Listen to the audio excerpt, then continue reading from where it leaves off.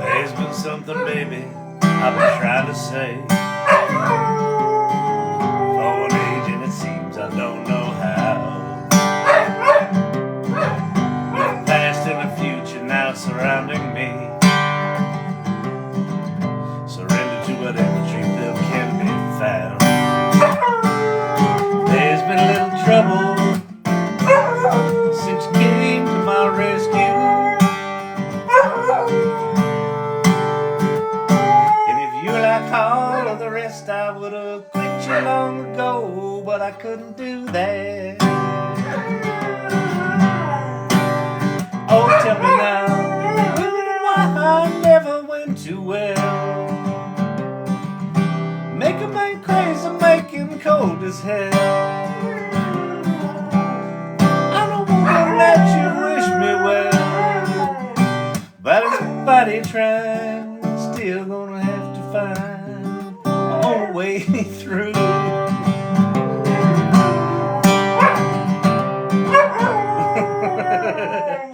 Good evening, good people. What is happening? I know I took a night off. I'll tell you what, you spend 7 hours in the Capitol. Takes it out of you.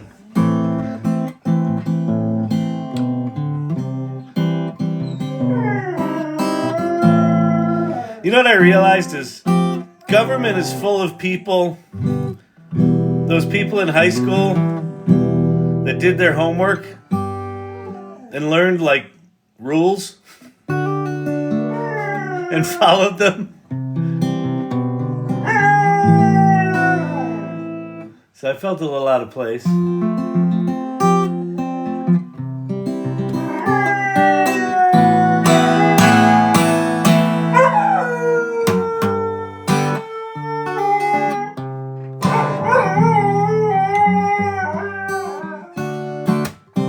You really didn't get a night off. I didn't. I was fucking toasted.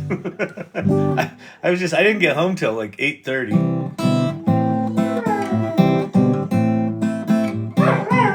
Yeah, we were supposed to. Our session was supposed to start at 1:30.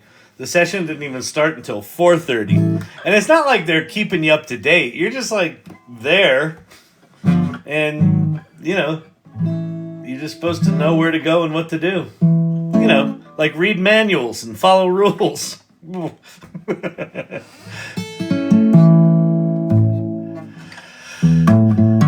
Kenny, how about an F major? Champy.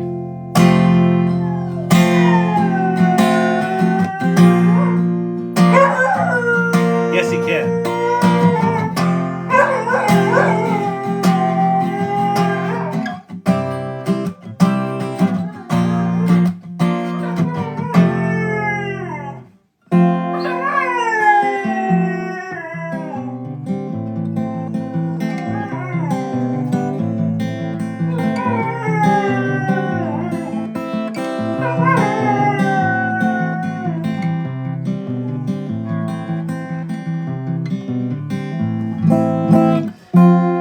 Do me a favor. I want to try something tonight. Let's try to get as many interactions as we can going. So like tap the screen. I don't know, whatever the other ways to interact are. I feel like TikTok has has forgotten this channel a bit, and they're not getting us out there enough. And, you know, listen, to be clear, that could be very much on the host of this channel. You can make money with ChatGPT. It could be that this isn't getting pumped in the algorithm because no one wants to watch it. That is possible.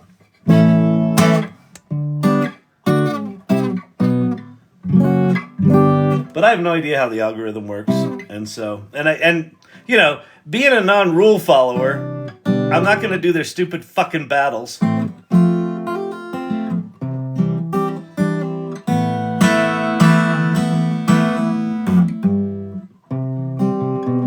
Well, it is over 18 after all. That dog loves his Kyle. That dog does love me. You know that dog, the minute I leave the house, he lays by the door for 8 hours, just waiting for me to come back. Pisses everyone else off. They're like, we want to love the dog too, but he's just waiting for you.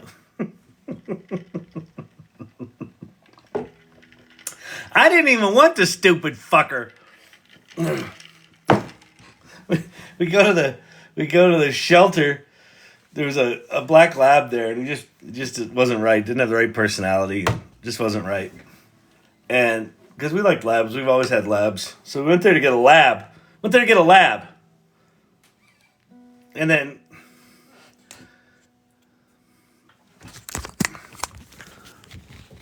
that thing shows up. That's not a lab. Look at that thing. That's a bad dog. That is a large, tubby boy. That is a tubby dog. Are you a big fat boy? Who's a big fat boy? Are you a big fat boy? Oh, Champy's a big fat boy. He's so big. So anyway, I didn't even want him. I'm like, you know, what's the return policy on this thing? Oh, and then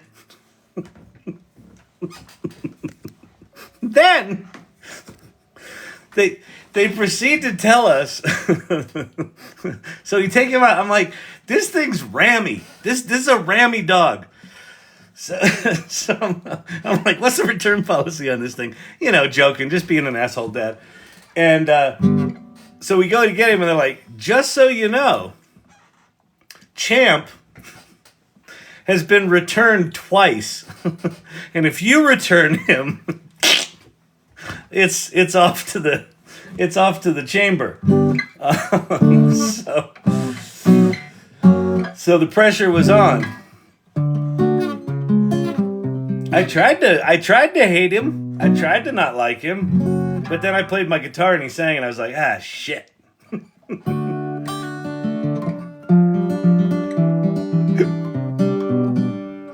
But I think that's why they're pissed off. They're like, you didn't even want him and he loves you more. I'm like, well, who else roughhouses with him? You know how you got to play with a dog like that? That little thug of a dog. you gotta whack him in the nose and wrestle with him, beat his belly. Oh, he loves it. Yeah, dogs are the best, Joker. Dogs are the fucking best. I feel like ChatGPT is a bit like a golden retriever. It's just like, hey boss, I'm ready to write some more shit for you. What do you want? You want me to do it? I'll do it good this time. LLMs is unconditional love for your creative brain.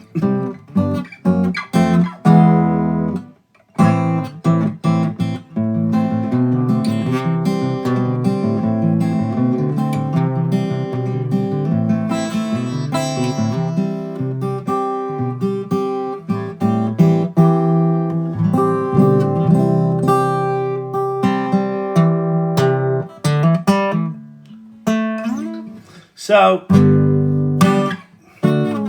I thought my Rabbit R1 was supposed to come today, but I think it might come tomorrow. I don't know.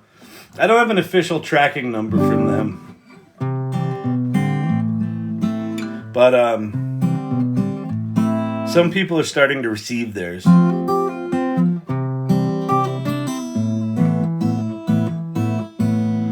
out of tune here.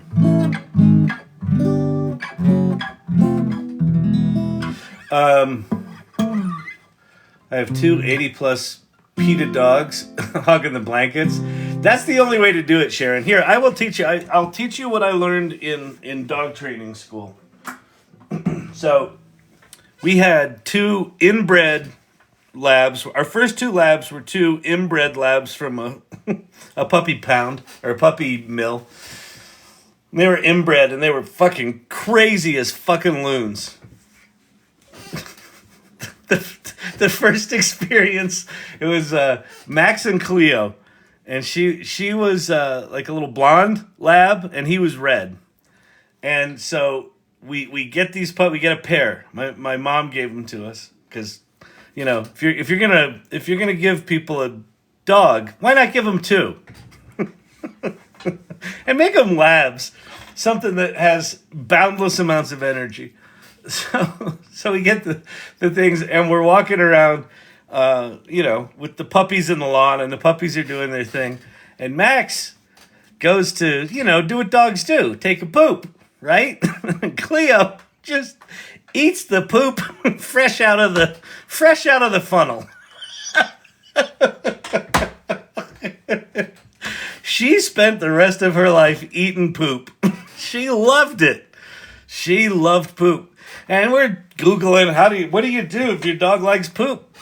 You know, like vitamin deficiencies, give it a nugget. No, she just liked it. So, some dogs like poop. So that was how the relationship with them began. And then we're like 2 years into owning them, and they're just fucking nuts. They're just nuts. And you can't walk them. They're not social. And so we hire a dog trainer. And then the dog trainer, on the first day, tells us that, when it comes time to train dogs, we're not training the dogs, we're training the owners. And then he told us what all the rules were. Like, you can't let them up on the couch or up on the bed, and you got to have rules, and you got to be consistent. And I was like, I understand now. And then in that moment, on that day, with our very first dog trainer, I accepted the fact that I would have poorly behaved dogs for the rest of my life. And indeed, I have.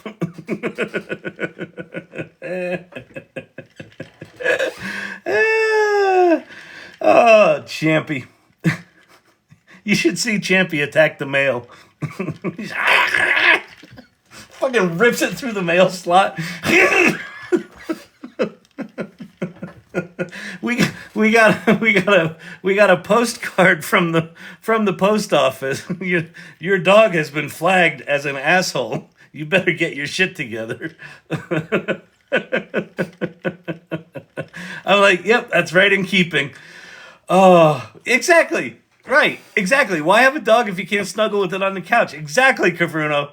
Yeah, boundaries? My ass. Get up on bed and come here and snuggle. Oh. I love custom GPT. What is my dog thinking? Oh, man. My dog's a little crazy, too. I can totally relate. Did my package ever arrive at your office? Maybe. When did you send it? I don't think so, Karuna. But it might. My office has got like a special mailbox area, and Monique, my co-founder's been out. Was it recent or was it a while ago? She's been out in Europe so we probably haven't checked mail 2 weeks ago. Yeah, it's probably still in the mailboxes. I'll do I have? I'll have to see if I should have an email that we got something. So, but I don't have the mail key. So she gets back Sunday, I think. So I'll check. But very cool. Thank you. I thank you in advance. Oh man. All right. So what's going on? I got access to LTX Studio, which is interesting. So we'll play with that tonight. If you don't know what LTX Studio is, it's basically put in a prompt and it makes a movie. Now, There's janky and then there's janky, and this is jankier than most jank. It's a very janky piece of software, but it's promising. Like, it looks like the kind of thing that in a year, it's going to be pretty interesting if they can survive, right? I know that the two founders, I think it's two Israeli guys, they're not Hollywood guys. They're just large language model guys. And it's what's cool, I'll show this to you tonight. We do enough work in here that what they've done is just a fairly sophisticated set of prompts that's using some relatively straightforward large language models. But they did it in a really clever way. They did it in a way that is just kind of this modular storytelling engine that I'm a big fan of, because that's kind of what Storyvine is. My company is a modular storytelling platform. So it's got elements that are very familiar to the way I think about stories and the way we do at Storyvine. And it's pretty slick. But it's like the first thing that I made, it made like a 27-second video, but it's a 27-second video with 5 scenes and 3 scenes each, or 3 shots each. And there's like a little voiceover. So all the stories are kind of the same. They have voiceover and they're just shots kind of stuck together, but it's kind of cool. So we'll play with that. And then there was a post from Runway today that I didn't dig too deep into it. I had a really busy day today.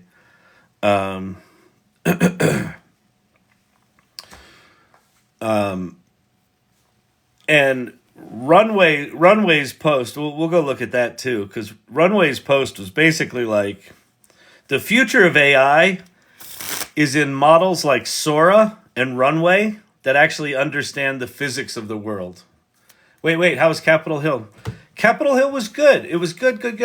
It was, okay, so let me tell you, so here's how this all went down.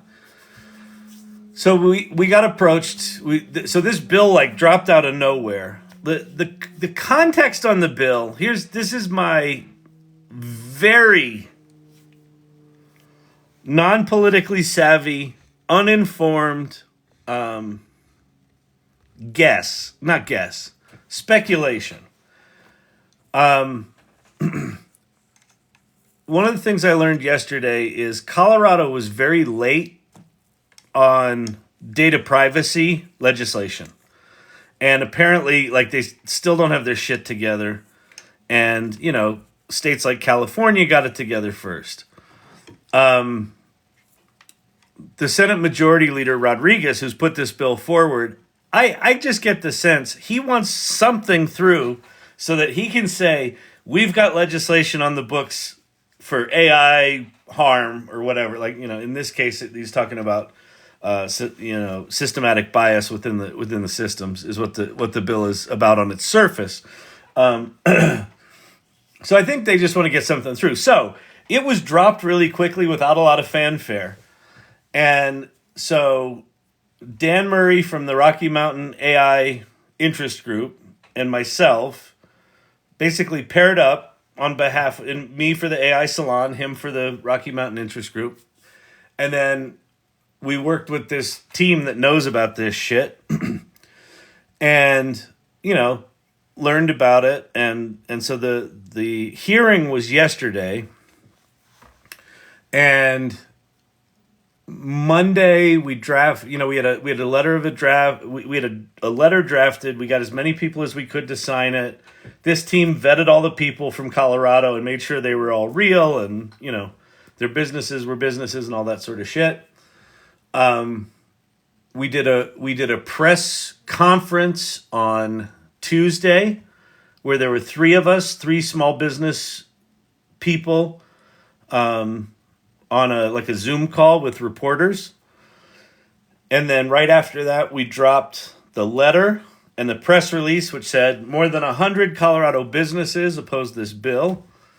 And then a bunch of us signed up to testify at the hearing yesterday. And so that's what I spent 7 hours at the Capitol doing, was just mostly waiting. And then the hearing was kind of fascinating. Like I'd never been in one before, and they would bring up 4 people at a time. Rodriguez, the House Majority Leader, sort of presented to the Senate Judiciary Committee. So there was five people on the committee.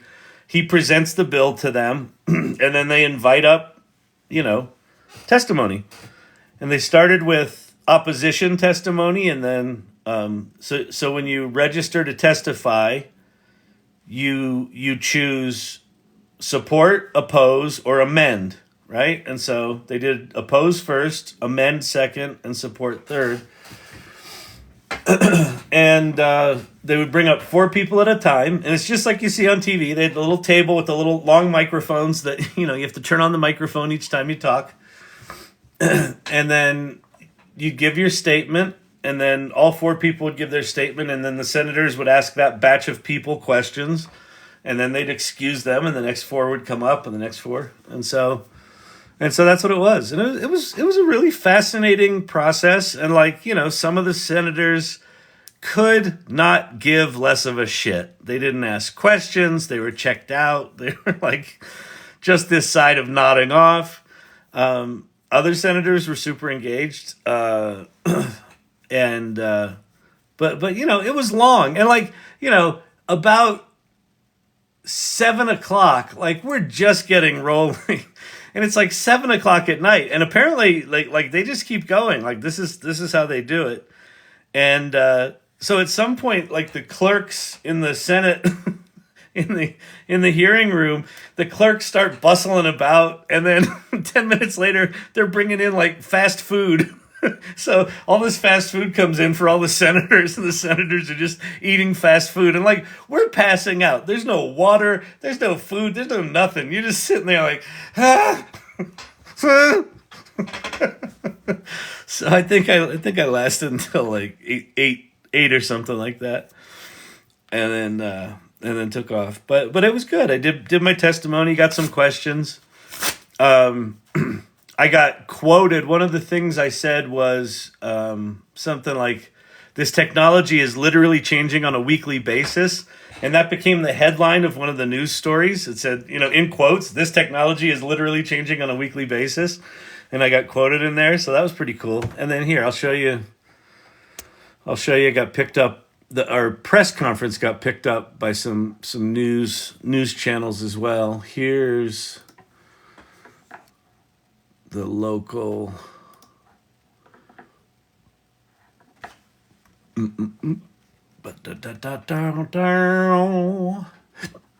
Close. A state committee will take up a bill today that would protect consumers when it comes to artificial intelligence. Denver 7's Wanye Reese joins us live from the state capitol. And Wanye, part of this bill is getting some major pushback. Good Wednesday morning to you, Brian and Veronica. This bill, it's very broad, but one part of the bill, very interesting. It says that businesses are going to have to let consumers know when they're using AI. So let me just walk you through this morning. The bill also says that any synthetic digital content produced by an AI system must be marked and detectable. Get this, though. Any content produced by an AI system must be marked and detectable. Right? So if you do anything with AI, you have to mark it, right? That's what they're saying here. More than 100 businesses, developers, and entrepreneurs who focus on AI, they're just not on board with this bill. Business owners feel the bill is being rushed and claim that there was no input from the community or from small business owners. During a press conference earlier this week, a business owner made a plea to lawmakers. I urge lawmakers to consider the implications of how the current overly broad bill might smother innovation. In fact, I strongly encourage lawmakers to engage with AI experts, with entrepreneurs, with leading business figures who are familiar with the dynamics and potential of AI. The opportunity before us is truly transformative.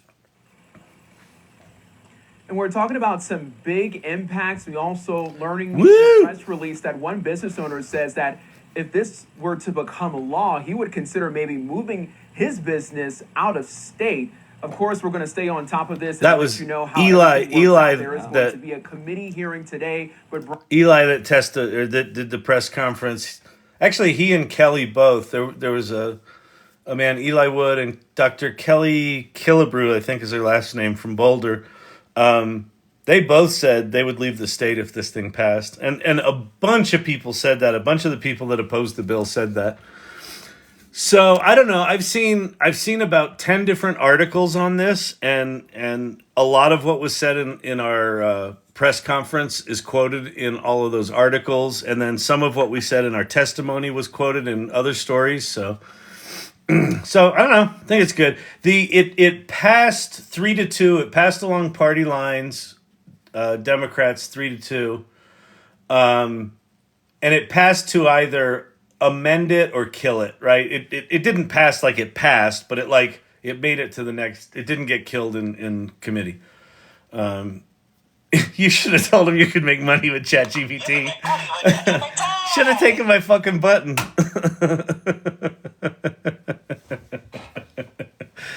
But anyway, it was absolutely fascinating. It was really kind of cool. So yeah. All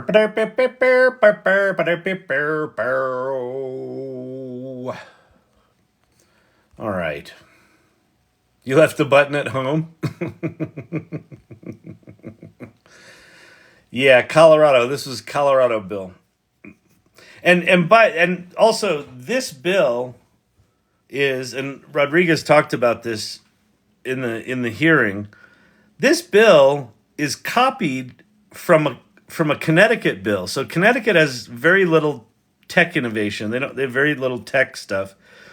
And so basically, I guess there's some working group of state senators that have decided that, they're tired of having their asses handed to them with like big legislation like this.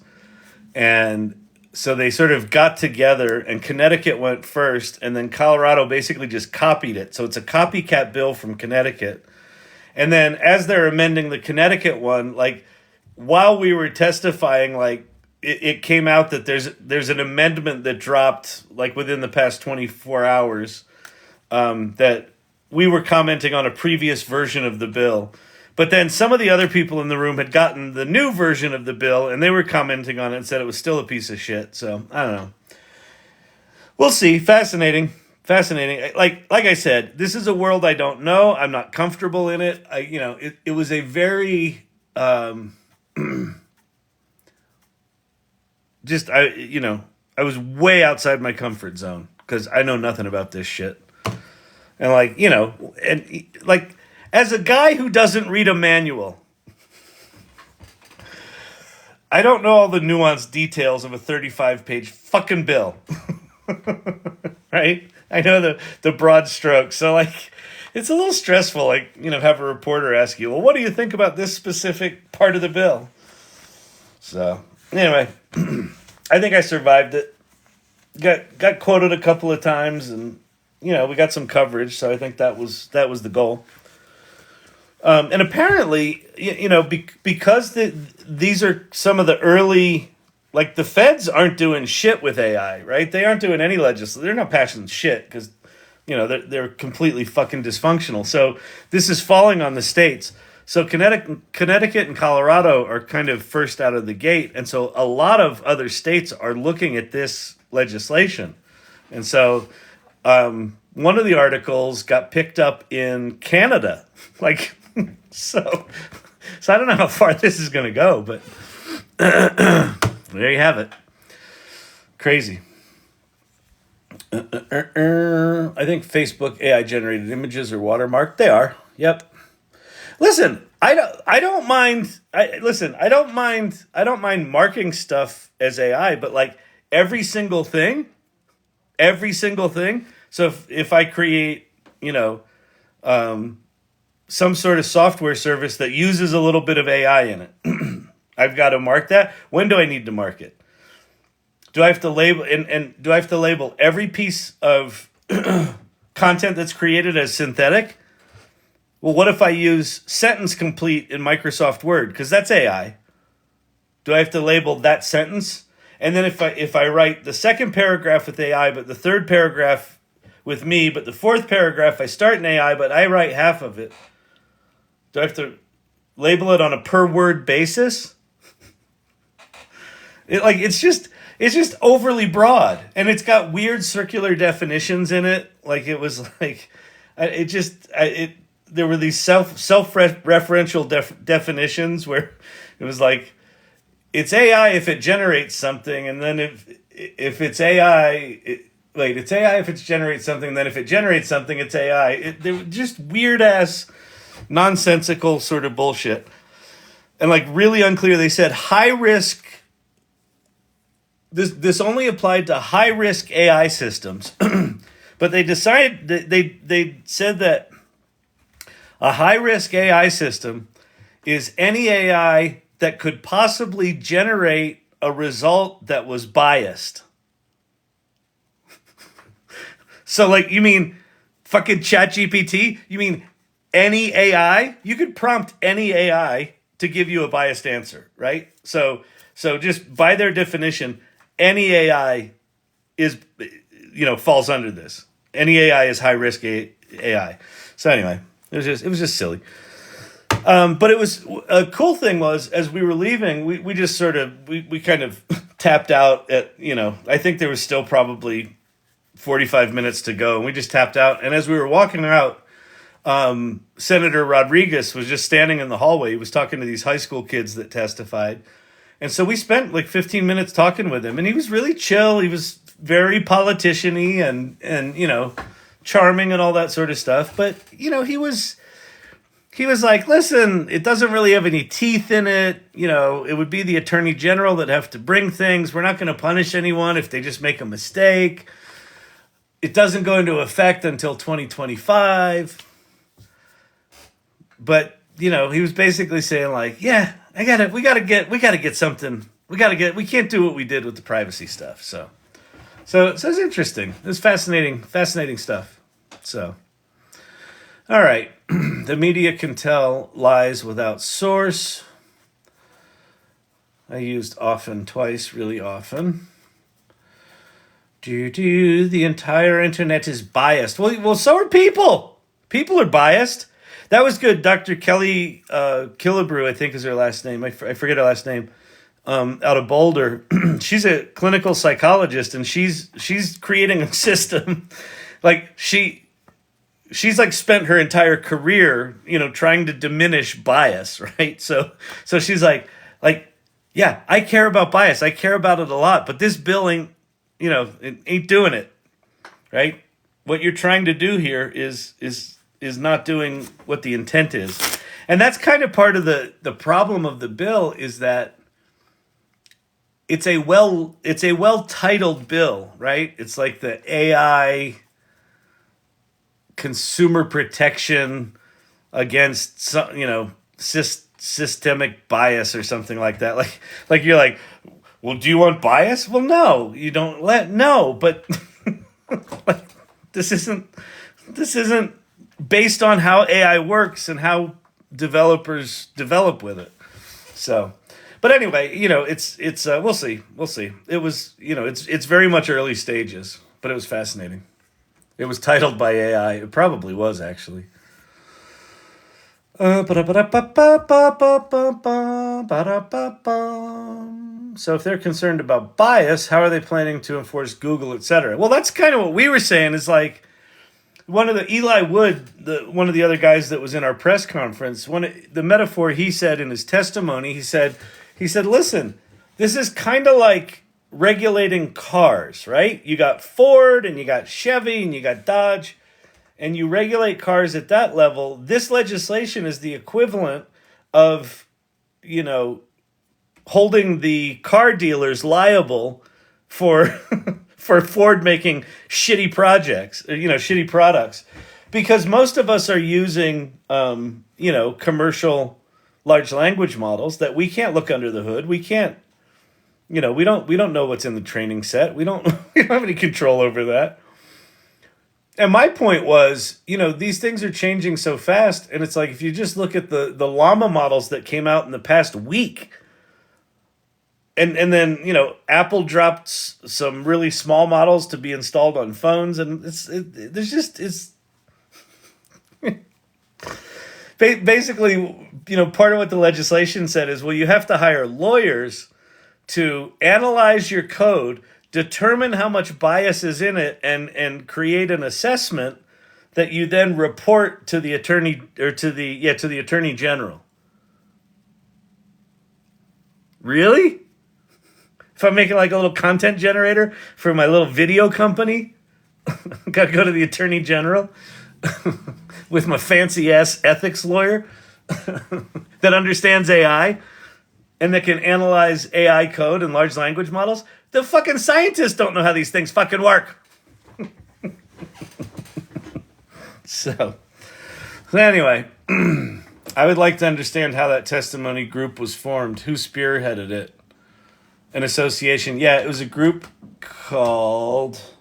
It was RXN Group.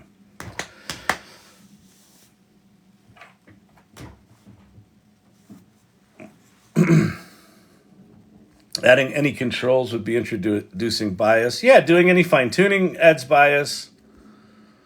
Wish these legislators would actually use AI before writing a law about it. That was our basic... All of us... What all of us said is... We want AI, we want regulation, we want smart regulation, like we want like what your intent here is good.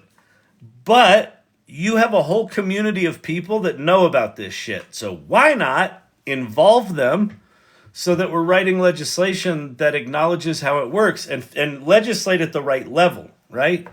And don't over legislate too soon. Part of my testimony was, if legislation like this had passed in the mid-90s when I was doing the early World Wide Web work, it would have totally fucked us up. And so I said, you know, this is way too early and it's way too fragile right now. Like, we're all moving fast trying to figure out how to do this. Like, I didn't quite say we don't know what we're doing, but I pretty much said, you know, everyone's trying to figure this stuff out. And I made a distinction. I said, the AI that's been around for 30 years is different than what happened on November 30th, 2022. The launch of ChatGPT made all of these tools available to the rest of the world and the rest of the business community.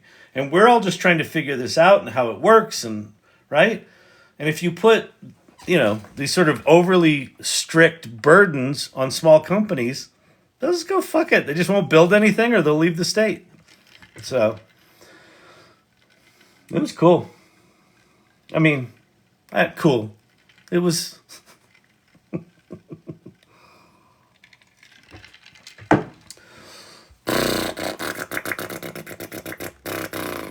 Yeah, exactly. Common sense, reasonable regulation. Yeah.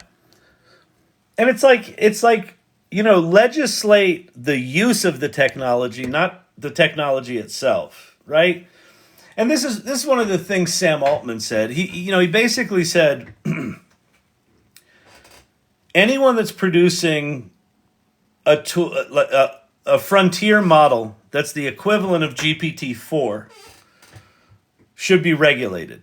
And then he was saying anything more powerful than that, like GPT-5 and higher, what Altman was saying was that shit should be licensed. So if you're producing models that are strong enough that it can do, like, you know, AGI level stuff, where it can do the work of humans, that should be licensed. Just like you license planes and, you know, radio wave, you know, frequency bands and shit like that. Like the really powerful stuff you license.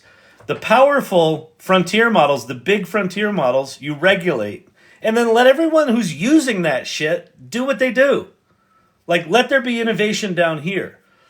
But just understanding that nuance between, you know, different levels of capabilities and the difference between, you know, building a large language model that's trained on 20,000 GPUs over a 2-year period with all of the data of the internet, that's a completely different entity than little old Storyvine who's making a content generation tool with calls to OpenAI, right? Like, it's like, come on. And that's the problem when they don't understand what it is. They're just like, AI bad, AI scary. Label anything AI. Don't push the button. You can make money with ChatGPT.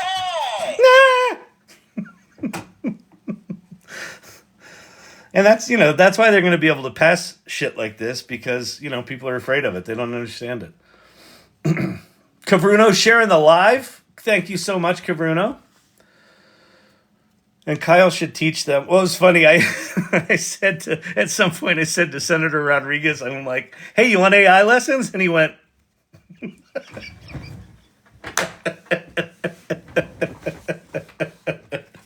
he was like, I think you've mistaken me for someone who actually gives a shit about this.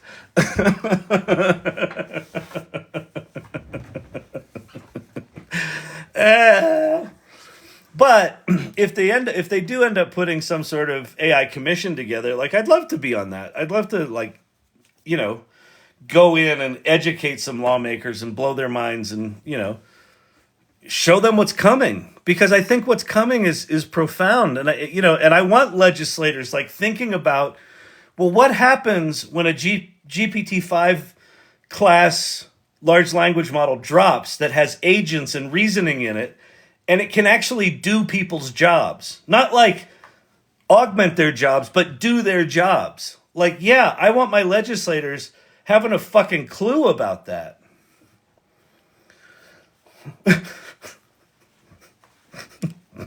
They don't. I mean, honest to God, the looks on some of the senators' faces, it's just do we really need to deal with this? Oh. All right. So that was Mr. Smith Goes to Capitol Hill for you. Lunarstick, I'm working on it. Oh, good. Yeah, Lunarstick. I honest to God, how you did this. So Lunarstick was, Daisy Thomas was a political figure in Utah, I think, right? And she's good at this stuff. She knows this stuff well. It is crazy. It's just, I'll tell you, this was another fascinating thing about the day.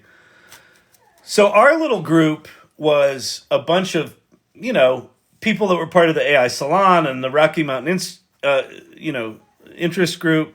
And, hang on. Champ, what do you want? Is Mama going to give you cheese? Is that what's happening here? Come on. Mama going to give you cheese? You go to Mama. He wants cheese.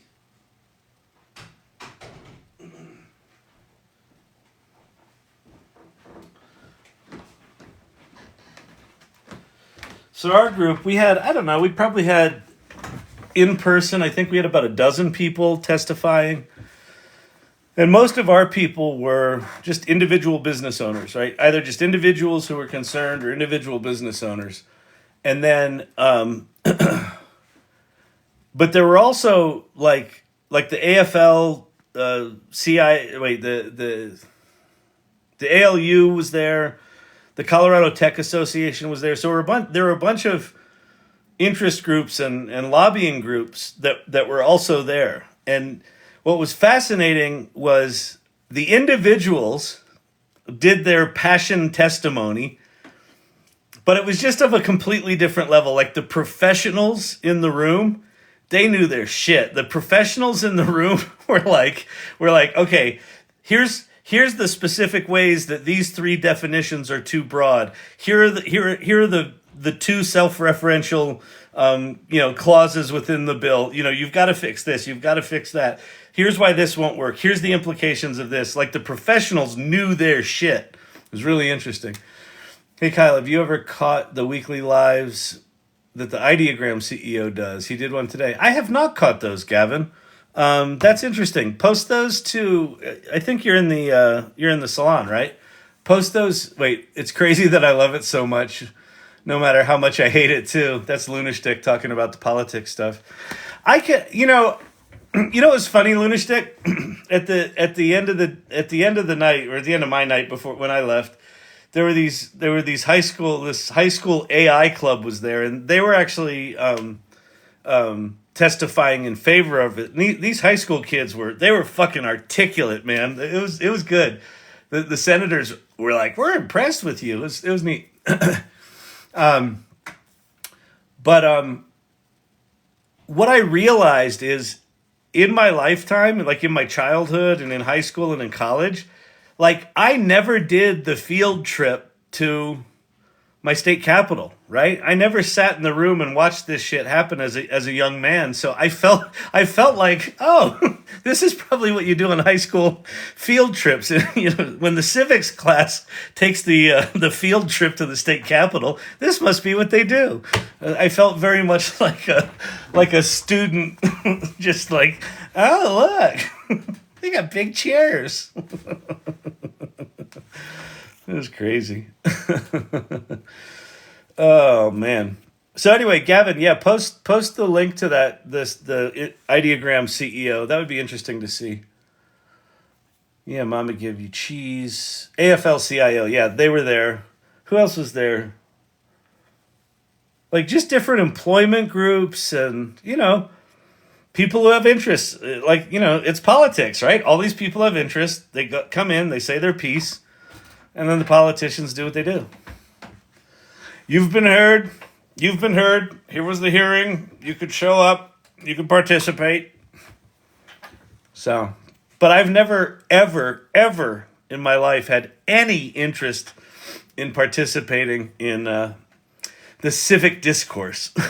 So I've now done that. I've checked that little box for myself. It was not on the bucket list, but it has been checked.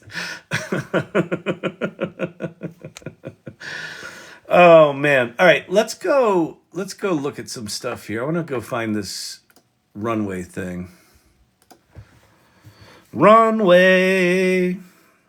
Any other thoughts or questions on that ship before I move on? Checked and never to return. The salon.ai. Yep, I'll get to that. I was on a field trip. It's true. I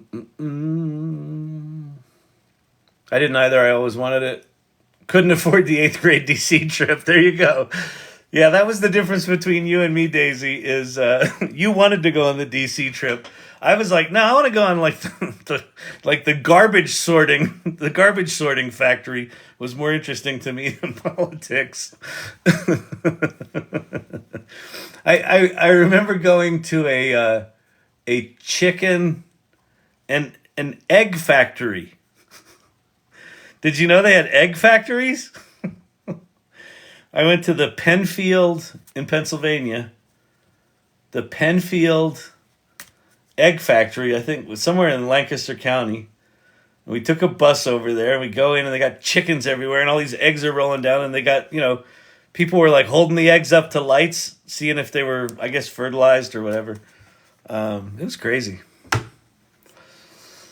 So I know more about egg factories than I do about politics. Anyone from CU or NCAR? NCAR sounds familiar, Pate. And Dan Murray from the Rocky Mountain Interest Group, they meet at CU. So the Rocky Mountain AI Interest Group, they had a lot of representation from Boulder and from CU and from the tech community up there. So that was decently well represented. Because I know someone mentioned NCAR. I don't know if someone was actually testifying from there, but I know I heard it mentioned.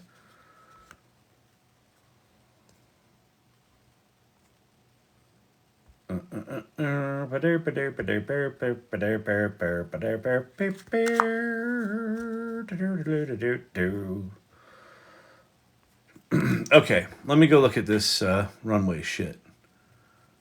Runway.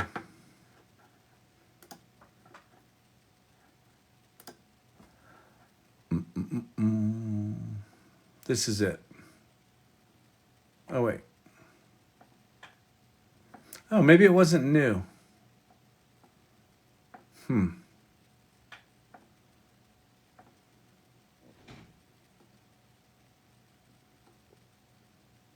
I don't think it was new. No, this is December 11th. I just saw this video for the first time. All right. That wasn't as exciting as I thought it was. I mean, we can look at the video because I think it's interesting.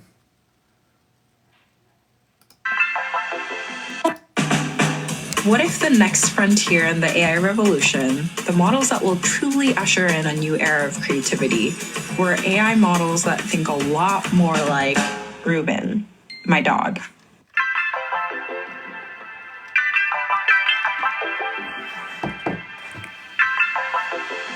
LLMs, or large language models, are everywhere. They can generate poems, essays, or even movies. They can help brainstorm new ideas or find new material. In a nutshell, these models work by predicting the next token in a sequence, like words in a sentence. So it makes sense that the more sentences it knows, the better it'll be at generating new ones.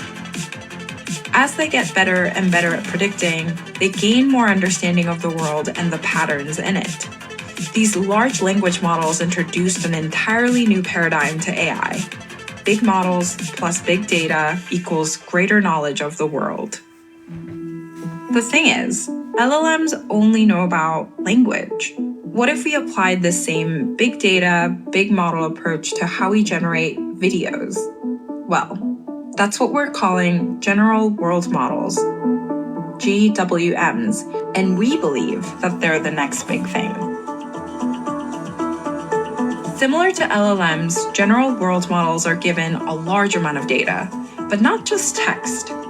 It's also given videos, images, and audio, everything you'd need in order to understand how the world works.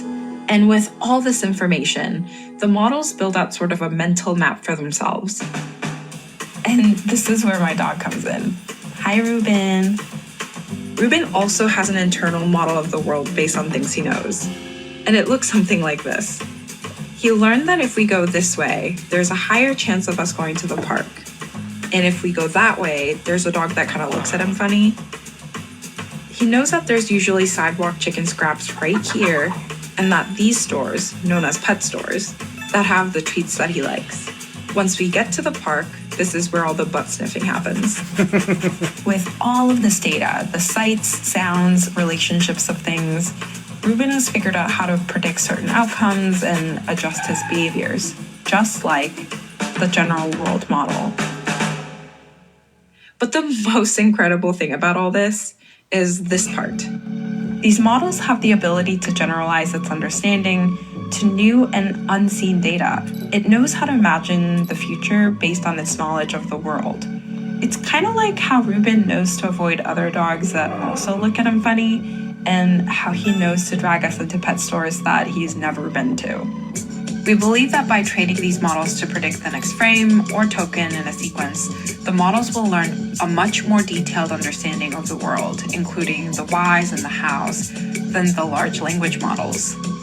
So, what does this all mean?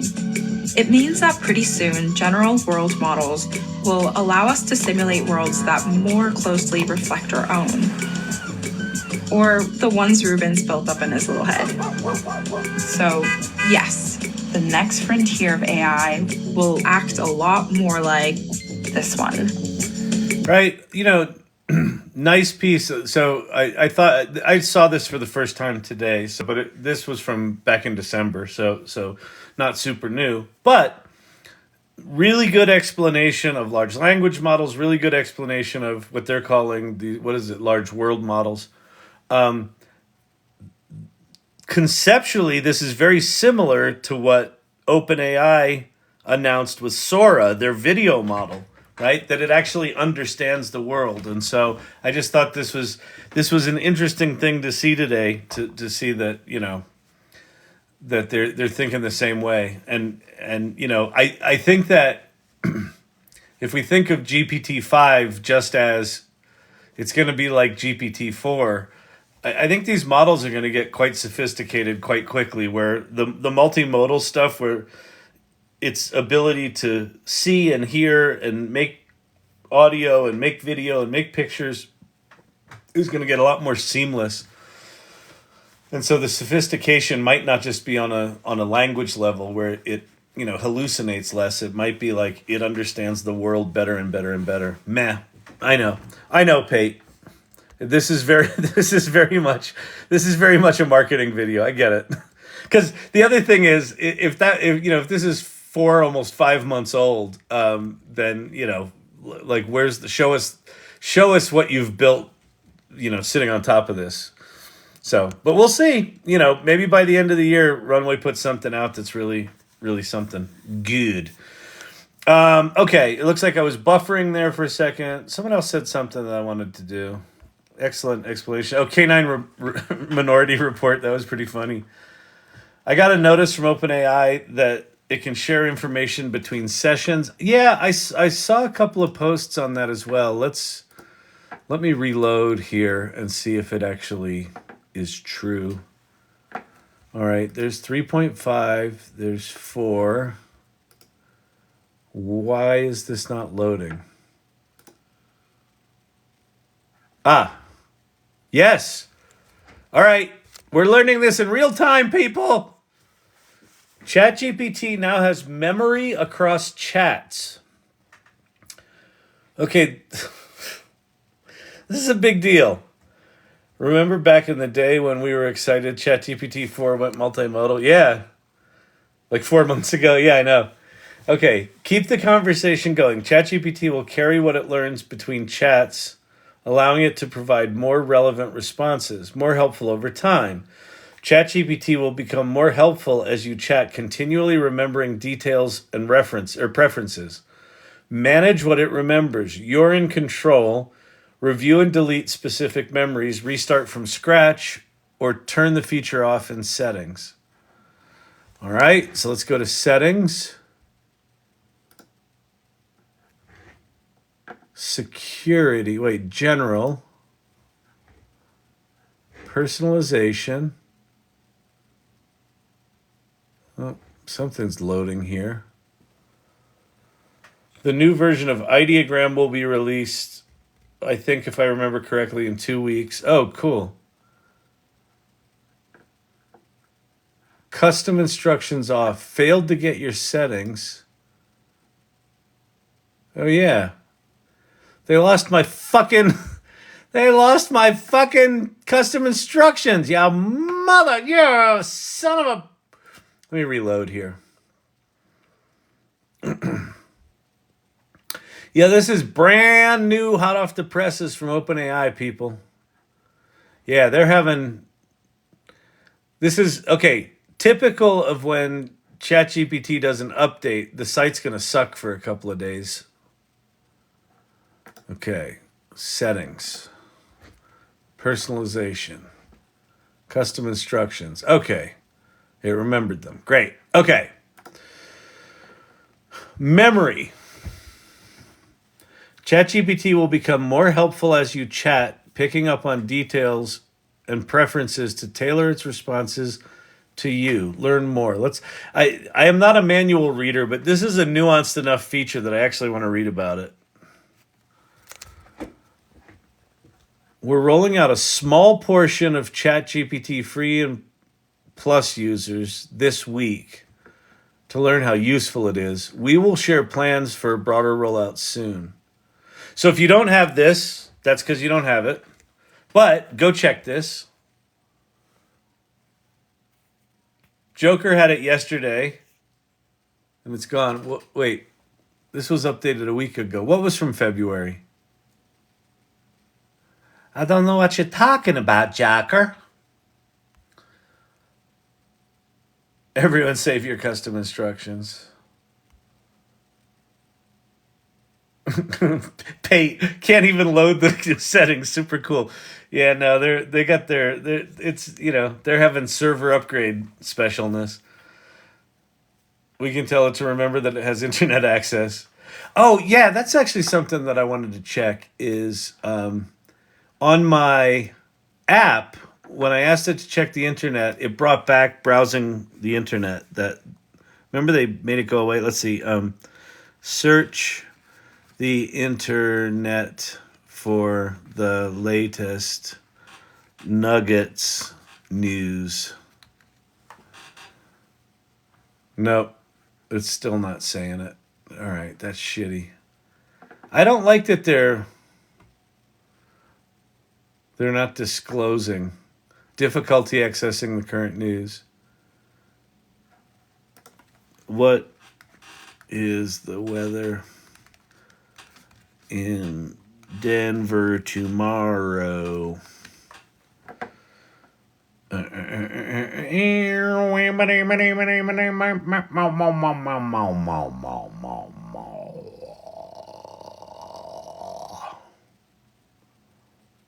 right, well, so it appears to be connected to the internet. All right, let's go back to this here little thing. ChatGPT can carry what it learns between chats, allowing you to provide more relevant responses. As you chat with it, it becomes more helpful, remembering details and preferences from your conversations. Its memory will get better the more you use it.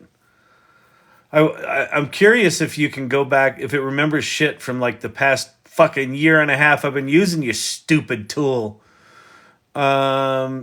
You can teach it to remember something new by chatting with it. For example, remember that I'm a vegetarian when you recommend a recipe. Oh, that's fascinating. Okay, that's good. It's good we have examples here. It has no memory. Wait, what are you saying over a week ago? That's the same article from, when they first had the limited rollout. Can you tell it to change songs? I got it yesterday.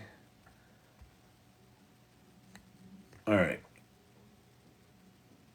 It can't remember. Can it? I don't know. You can control ChatGPT's memory. You can reset it, delete it, specific or all memories, or use temporary chat. So that's interesting. Temporary chat. So how do we do a temporary chat? Do I have to go into settings each time? Manage. Any chat. I just solved my puzzle piece. Any chat with ChatGPT. As you chat with ChatGPT, the details and preferences it remembers will be shown here.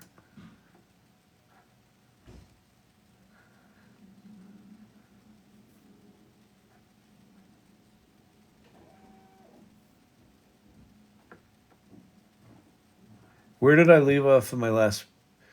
Remember that I like concise responses. I wonder, what about all my fucking history?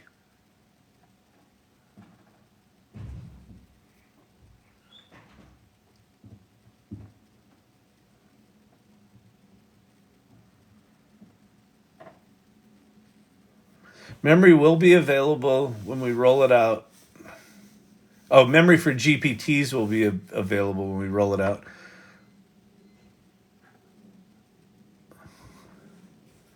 Custom instructions continue to allow you to provide ChatGPT with direct guidance. Does it remember sensitive information?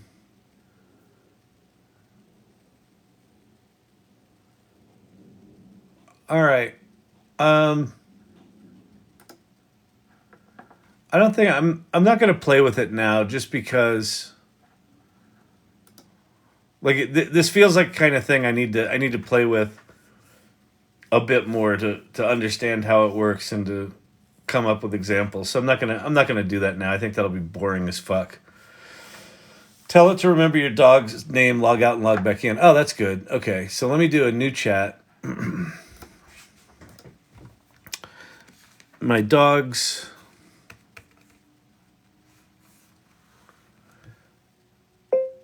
name is Champ, and he sings whenever I play the guitar, period.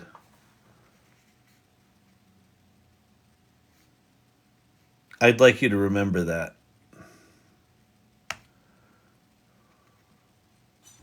Memory updated. Got it. I've noted it. Okay, so I'm going to do a new chant, and I'll even reload the page. So we're definitely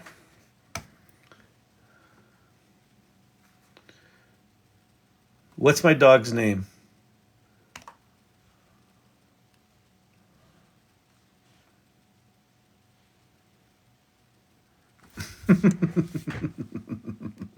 Unable to load history. Something seems to have gone wrong. Yeah, no shit. Try it again. ChatGPT 4. Yeah, this is fucking clunky as shit. Their servers are buried. Or my browser is crashing. It could be either.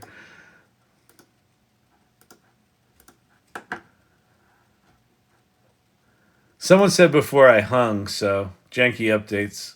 You froze it. Unable to load history. Yeah, they've got a mess going on right now. This isn't going to be any fun to play with. Oh, this is cool. Look, so you can do a temporary chat. So you pop it. Oh, that's very cool. So a temporary chat, it won't go into your memory. So if you want to, have a thing that won't go in there, you do it as a temporary chat, and I guess it'll do it on whichever model you select. But okay, so now we're in new. So now I'll say, what's my dog's name and what's his special skill?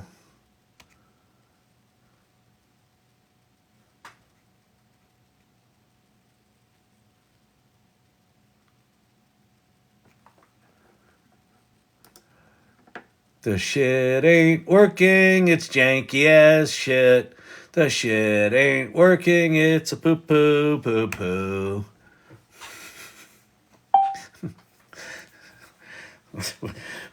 Who's the person that you'd like to be on the government's AI task force? Oh, it's this guy. Janky piece of shit. This is all poo-poo.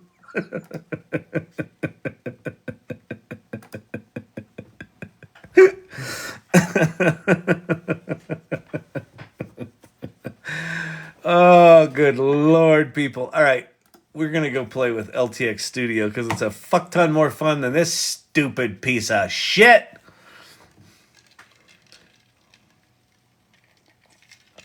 Well, in theory, ChatGPT now knows Champy's name. Champy was the first thing that it learned.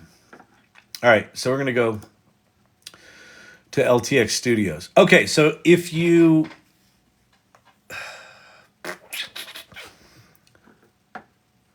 All right, let me give you a little bit of background on LTX. LTX Studio. I don't think they're more than like 6 months old. Oh, by the way, Pate. Well, all of you, but Pate in particular, because Pate kind of called this. So remember when Devon came out? And it was this agent that looked like it was going to do all this stuff, and Pate was like, "I'll believe it when I see it." And then it turned out to be he made the right call. that it wasn't all that real. Well, they're only a 6-month-old company, but apparently they just got invested in for like $184 million at a $2 billion valuation. It's a $2 billion valuation for writing an agent that ChatGPT is probably just going to be able to do 3 months from now. Anyway, so LTX Studio was announced, I don't know, 2 months ago. This is a similar sort of thing. I think it's a very young company. It's a couple of Israeli founders making a lot of noise in, Hollywood circles because you basically put in a prompt and it generates everything.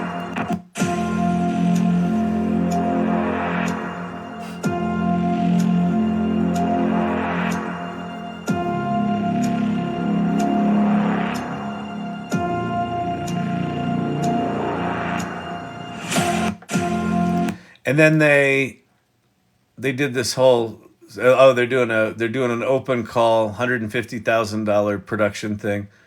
They did a whole thing on some of the features that it's got, like when they were talking about launching it, where it does consistent characters, it does scenes, it does background music, it does effects, it does titles, it does all this sort of stuff. Yilang Ma, what's happening is I got access to LTX Studio. So anyway, it's pretty cool. If you want to get access to it, it is a pain in the ass. So here's what you got to do. You've got to join their Discord. So here I am on Discord, LTX Discord. And then you basically just have to go to announcements, and then they basically do this. They do batches of like 100 people. They put out like a Google form that you fill out. And they basically just drop these at some point in the morning, and the form is completely filled up within 10 minutes. So I missed this for like 2 weeks. And 2 days ago, or was it yesterday? It was yesterday. It was when I testified. Yesterday morning, I missed the first 3. So they did one at 7 a.m. Well, no, they did one at 5 a.m. and it closed. They did it at 5:05. It closed at 5:15. Then they did one at 7:09 and it closed at I don't know when. And then they did one at 9:15, and I got in on that one at like 9:17. I looked up and it was live, and I was like, shit! And I jumped on it, and I filled out the form, and I got it. So if you want access to this thing, this is very much like if you've ever dicked around with NFTs and you're hanging out in Discord with the Discord bros, or with the NFT bros. It's fucking exhausting. But anyway, I did that because I wanted it, but I also wanted to be able to show all of you what it's about. So go do that. All right, and then here it is.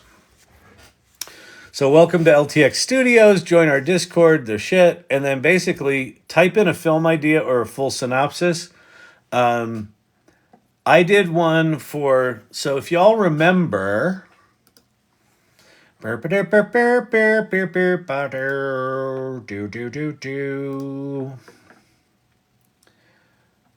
made this guy named KS Dillon.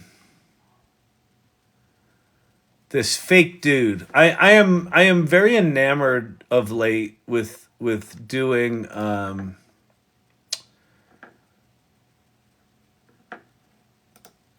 kind of documentary storytelling of people that didn't actually exist. I don't know what it is. It fascinates me. The singularity.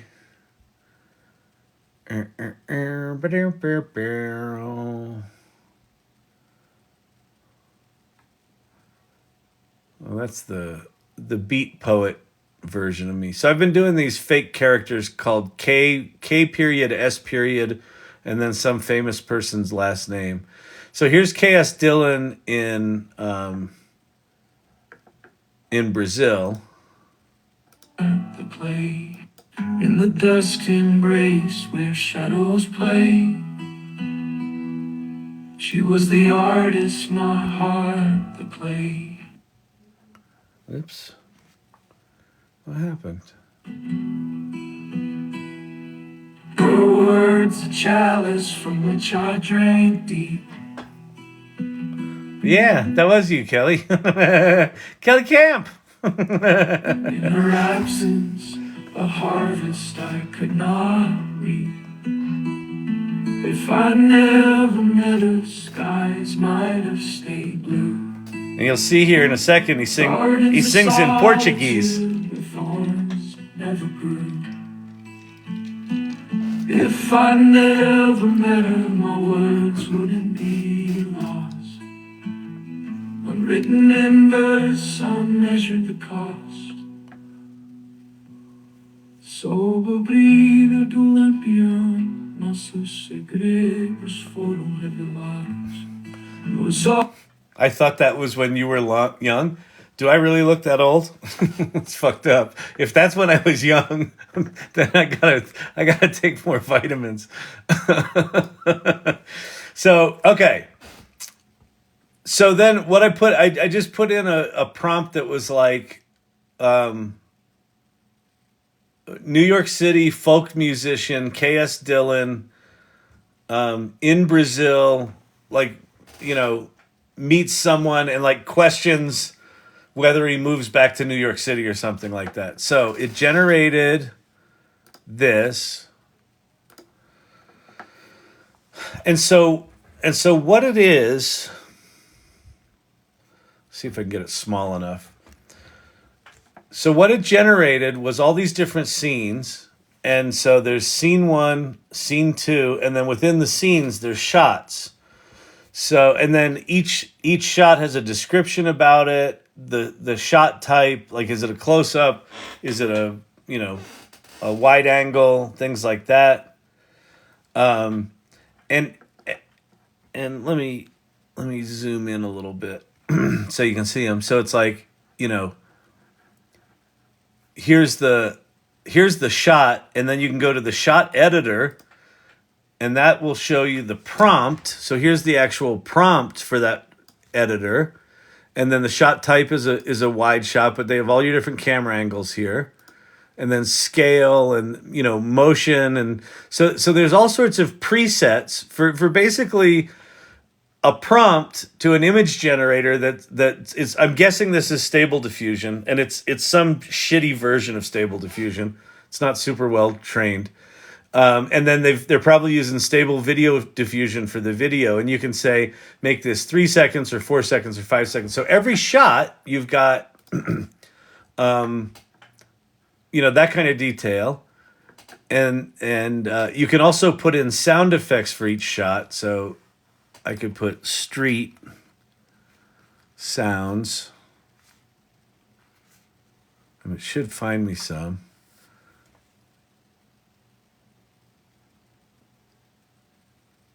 New York City traffic, city street, downtown traffic, pedestrians walking by.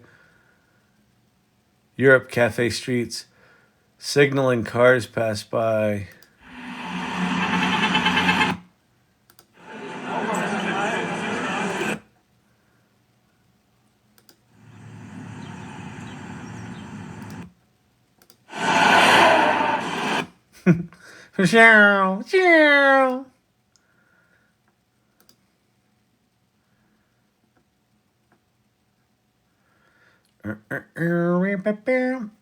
Anyway, we don't have to do all this now. Okay. So let me just keep telling you. Okay. So then you've got, the scene. So here's your overall stuff about the scene. And then you've got a voiceover here. And if you click on the voiceover, here's the script for the voiceover. So it writes the script. I suppose you could leave that blank if you wanted to. So you just basically give it a prompt, and then it gives you all this shit. So you can give it a fairly detailed synopsis from what I can understand. You cannot, I asked them if I could upload one of my screenplays, and would it just figure that shit out? And no, it can't. Which program creates the most realistic images? That would be Midjourney by far. Especially if you want photographic. But ideogram is really, really good right now, as is... if you're really geeky and you want to install software and don't mind doing that shit, Stable Diffusion is a whole ecosystem where you can do all sorts of crazy stuff. If you like lots of switches and dials for control, then use Leonardo.ai, which is built on top of Stable Diffusion, but you don't have to install it. And then DALL-E within ChatGPT is really good too, or inside Microsoft Copilot. Okay, anyway.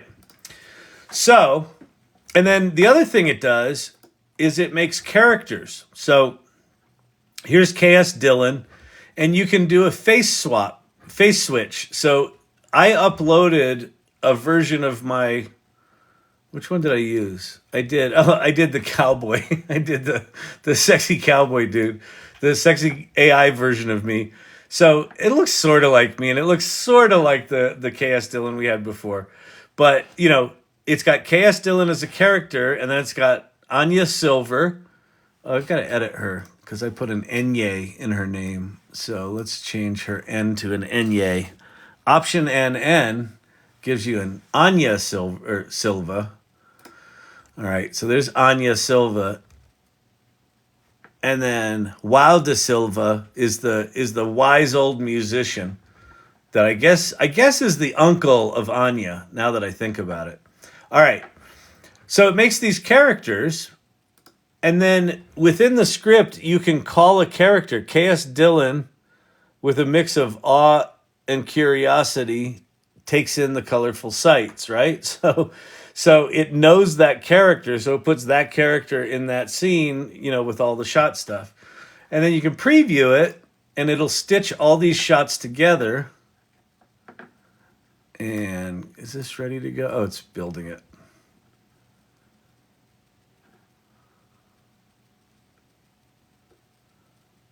And I haven't tried doing a full render yet because I was still working on the script. I came to Rio in 1972 on a lark. I figured I'd stay for a week or two, but she had other plans. Who was she? Her name was Anya, and she stung me. We didn't talk much, didn't need to. The vibrant streets of Rio became our stage, and our melodies echoed through the city.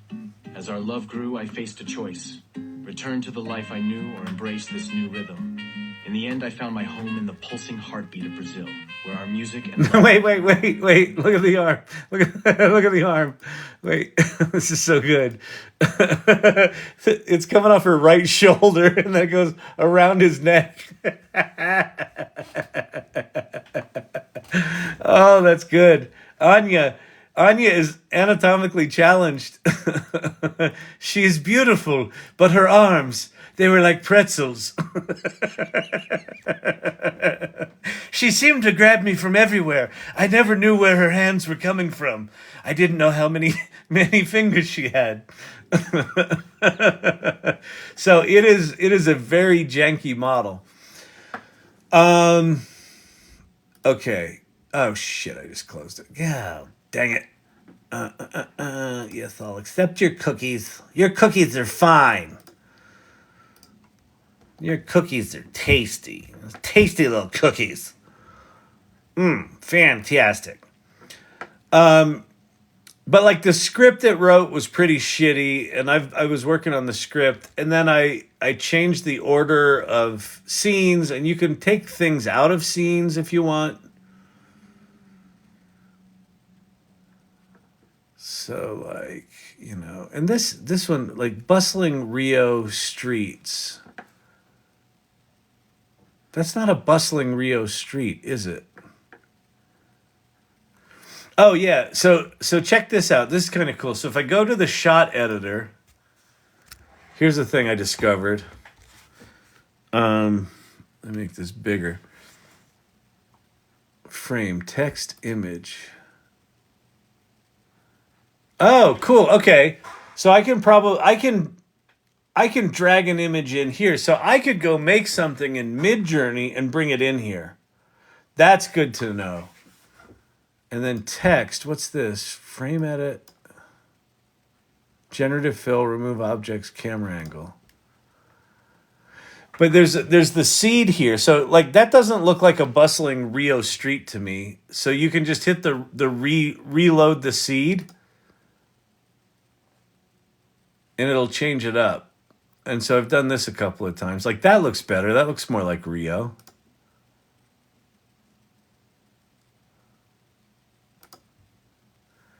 We definitely want streets. That's kind of cool. But I like the one with the people in it, more people in it. There you go. That's cool. That looks kind of like 1972 Rio, right? All right, cool. So like that's already better. And then I can go back to the storyboard.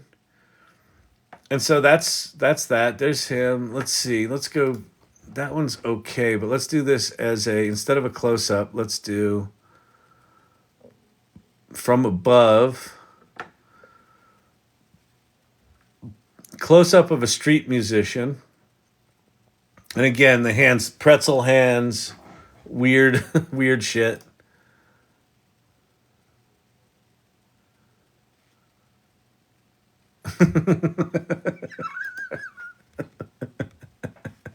The images are so bad.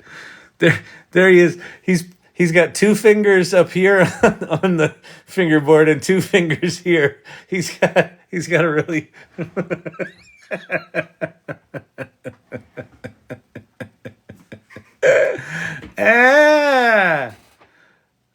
All right, you know what we're gonna do? No, Kyle, what are we gonna do? We're gonna go over to Midjourney, is what we're gonna do. Midjourney. Midjourney. And we're going to go create, and I'm going to go Kodachrome photo from 1972 of a street musician in Rio from above. And then I'm going to go, took weirdness down, but stylization I'll do decent. And we're going to do 9:16 because that's what aspect ratio this thing's shot in. All right. And then let's see what we get.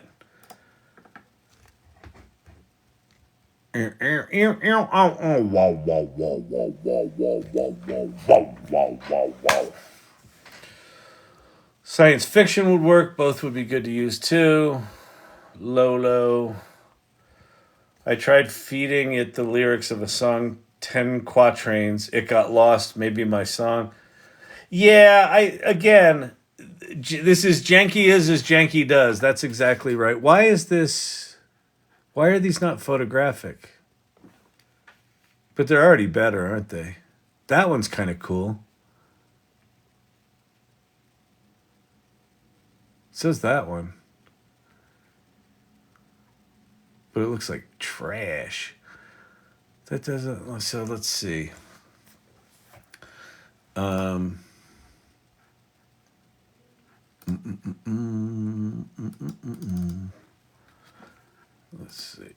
Let's see. Professional documentary photograph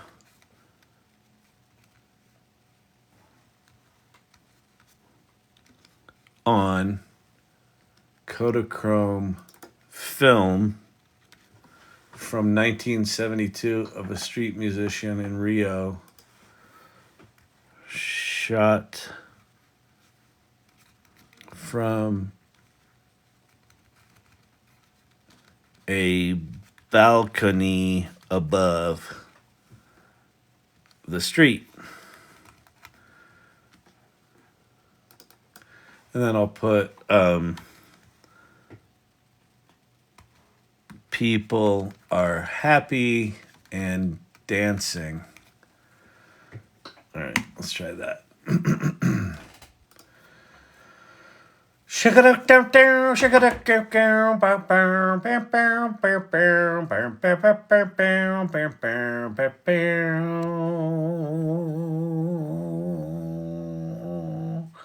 Yeah, I know. I could use ChatGPT to do the prompts.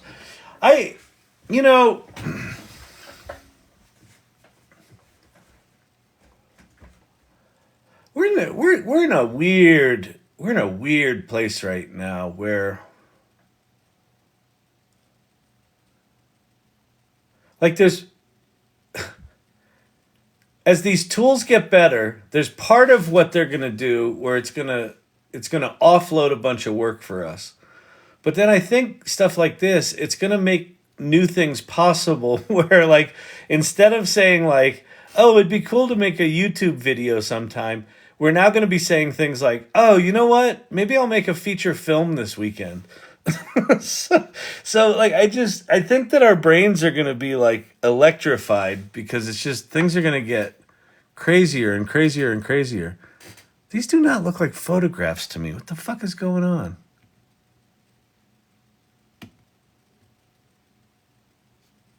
That's kind of cool, but it's not really right.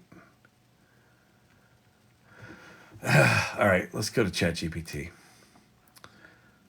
I'm going to go temporary chat.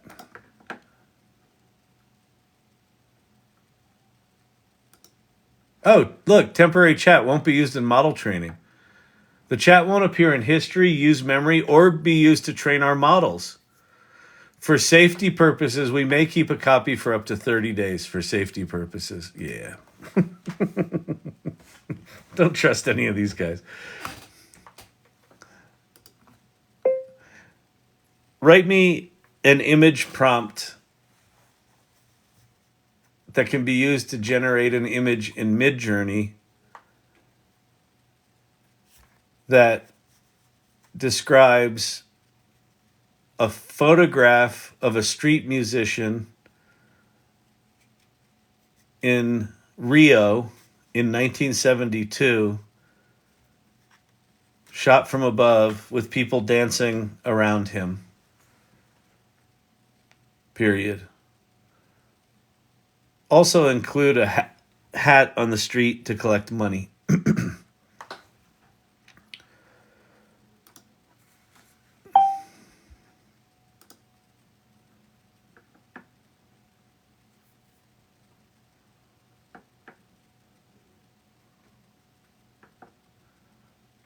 That's a lot of fucking prompt, ChatGPT.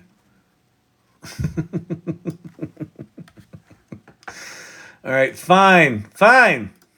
Do that. Go make that. Can you try ideogram? Yeah, let's go try ideogram as well. All right. Ideogram.ai. If you haven't tried ideogram, you should try ideogram. It's quite good. I think it's going to eat that. Oh no, it took that whole thing. Okay, so we're going to go 16 by 9. Yeah. We're going to do photo and cinematic. And then generate. I had 45 of my students download ChatGPT this week for an assignment. Oh, that's awesome. That's super cool, Alan. Very nice. Love it. That's not bad there, that image. All right, let's see what Midjourney's doing. 10% complete. What's going on, Midjourney?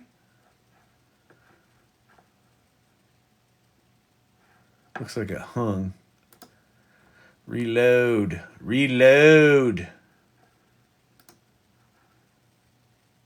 Oh, it ate that prompt. Interesting. Guess it didn't like me leaving.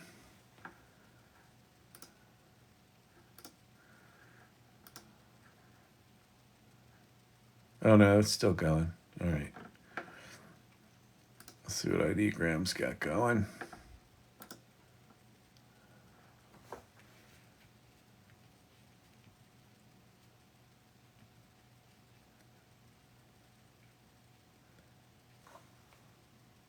That one labeled it.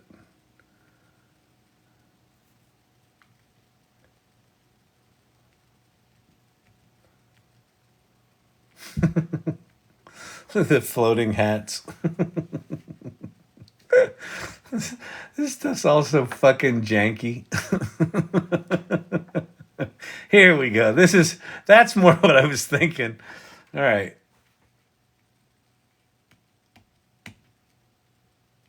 That one's a bad guitar. That one's kind of cool. We'll do very strong on that one. We'll make a whole pile of variations of this one. Then we'll just grab one of those. And we'll go back over to our happy little, but you can see where this is. So what's cool about LTX Studio is you can take a basic idea, it'll split it into all this stuff. And then basically you've got an image and video generation project for every shot in the film, which is what you would do anyway, right? But this just makes it much more apparent, that, telling linear narrative stories it's a lot of work. It's tough. All right.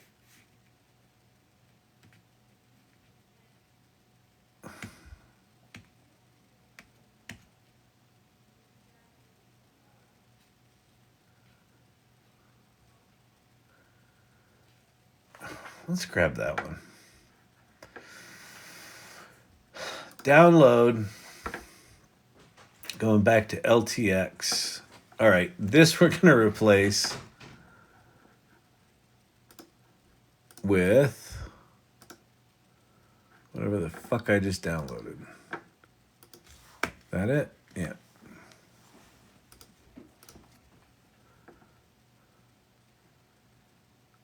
Camera motion. I don't know what scale does. We'll do natural. Wait, balanced mixture of subject motion with camera motion. Subject motion with only a little camera motion. Yeah, that's what we're going to do. And then 3 seconds. And sound effects. Let's add a sound effects. Street guitar. No audio results found. So we'll do street performer. No. Let's do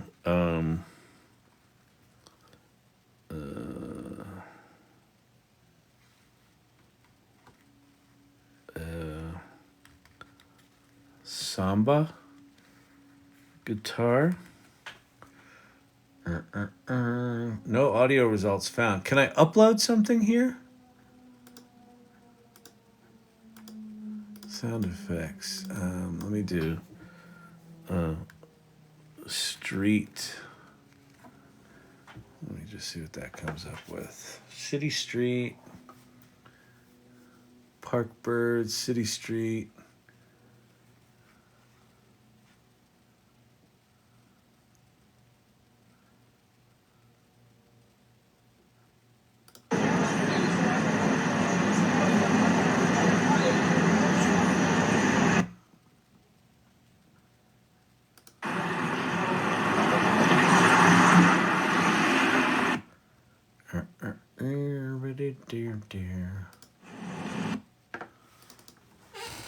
Crowd.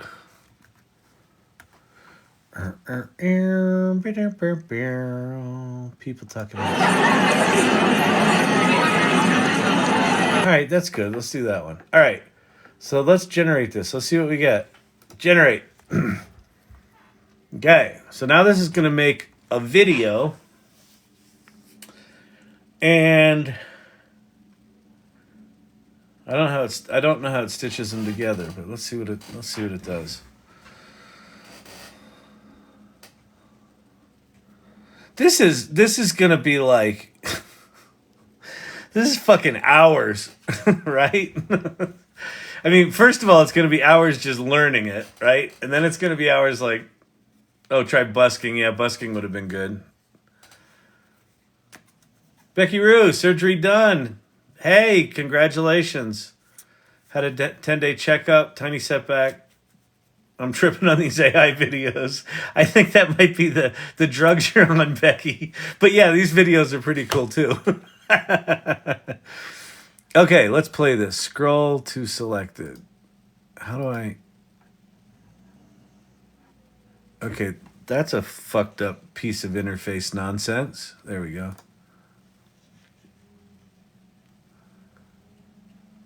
Oh, come on. Really? Oh, that's pretty good. Like, just as a shot? All right, let's see now. Let me go back to the storyboard. So we now have...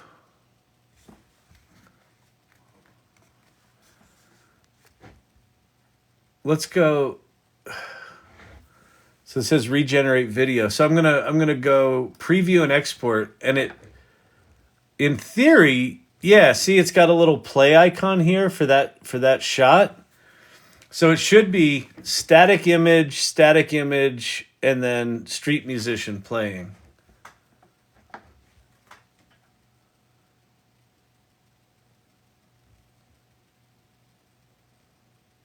Ah, Becky Rue. Haha, life is good. I was teaching my lead surgeon about AI. He's amazed. That's good. You want to keep your lead surgeons happy. Keep them engaged. Just tell them not to have ChatGPT do the surgery just yet. we need another iteration or two before it can actually do that for us. Oh, that's really funny. Yeah, I hope you feel better soon. Okay. I came to Rio in 1972 on a lark. I figured I'd stay for a week or two, but she had Yeah, plans. cool. Okay. Who was she? Cool. So let's go back. Let's go render the first two scenes. So let's hop into the shot editor here. Like, I think that's a fine image. Wide shot. Let's do natural, a balanced mixture of subject motion and camera motion. So let's get the camera moving. I don't know what scale means, but we'll move that up a bit. And let's do 4 seconds here. And we've got Old Town Street ambiance. Generate. All right.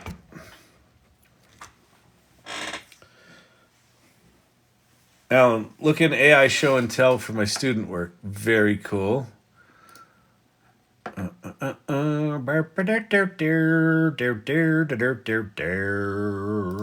you do it in images? Images? Oh yeah, here we go. Continued. Ooh, that's cool. Nice piece. Wow. Here's some of my architecture student results from prompting ChatGPT for the first time. That one's flipping gorgeous. Damn. I love the mix of blueprint and rendering. I mean, can you imagine if you wanted to do something even remotely like that with traditional rendering tools? Like, you'd have to learn 3D modeling, you'd have to learn Photoshop compositing, you know, texture mapping, lighting. Holy shit. We are just in a whole different category of life. That's perfect. And then let's go to our boy KS Dillon. That's a little close. Can we back that camera off? Oh, it says it's a medium shot. All right, so let's go fix that. Let's just go flip through some seeds here. But what's cool is, again, it says you can't really see it, but it says at KS Dillon. So KS Dillon is one of the characters. So if you want a character in the shot, you just do it like that. All right, that's a medium shot. So let's do from above, from below, bird's eye view, establishing shot. All right, well, let's try a wide shot because that close-up's a little close.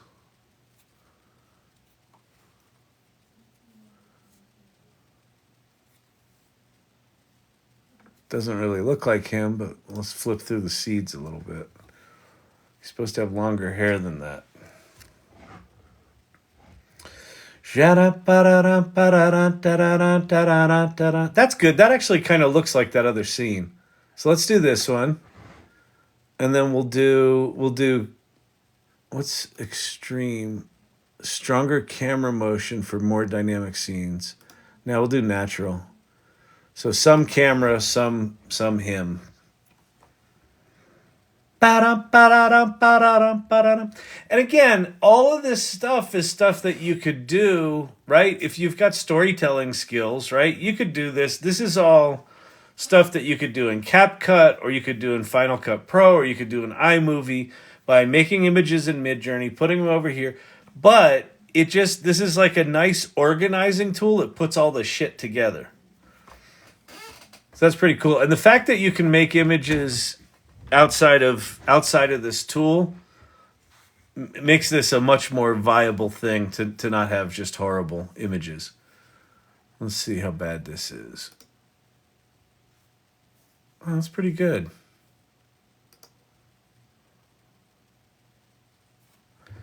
All right, let's go back to our storyboard. We'll do preview.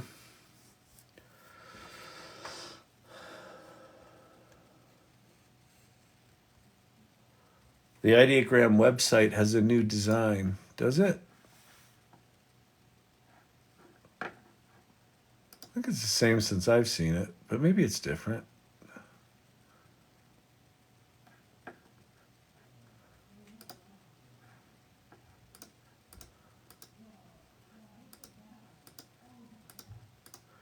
Yeah, ideogram is a really nice, simple. I like ideogram a lot. All right, let's look at our first 3 shots of our first scene. I came to Rio in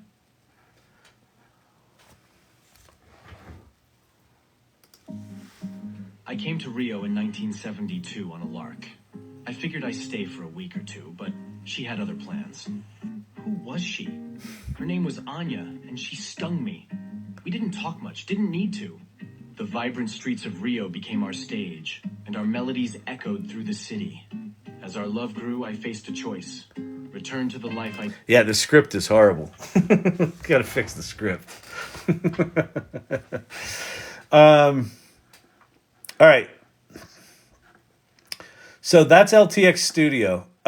It is...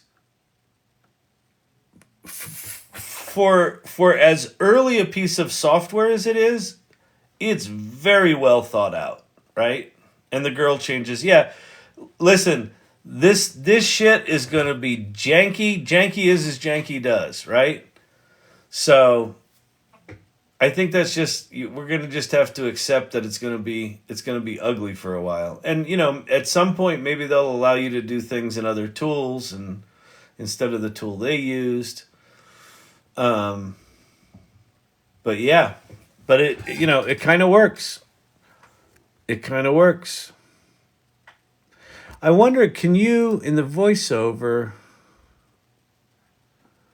no, you set the narration and you pick a voice and it narrates. I was wondering if you could upload your own audio. I think you probably could. There's also a soundtrack. You can upload a file for the soundtrack. So over in Udio, I was playing around with making some Brazilian kind of guitar music.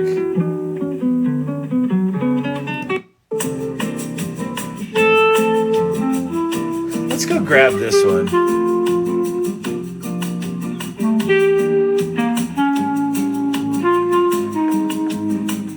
That's good. That kind of sounds like 1972 Brazil, doesn't it? Oh, voiceover. Narrator.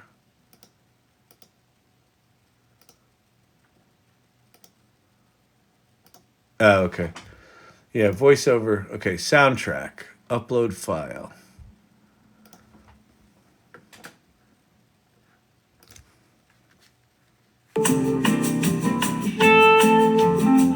Okay. Preview and export. Just posted the urban community designed by my architecture students in show and tell. Yep, that was super cool. Alan, thank you for sharing that. Samba. Tap the screen to give Kyle those likes. Thank you, Becky Rue. That's very sweet of you.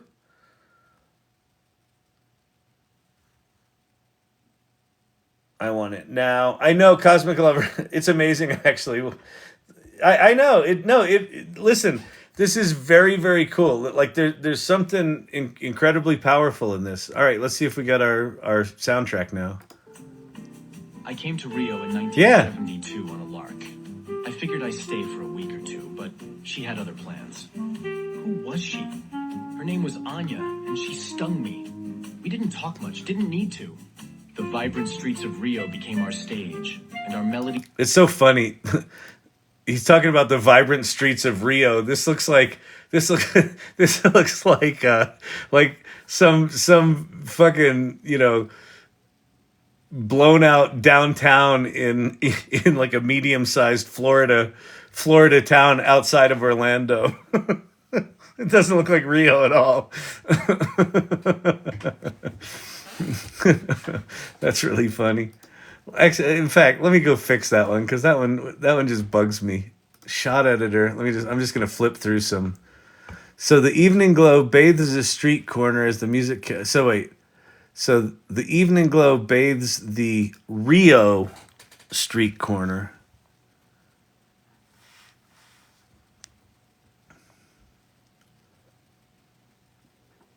That's kind of cool.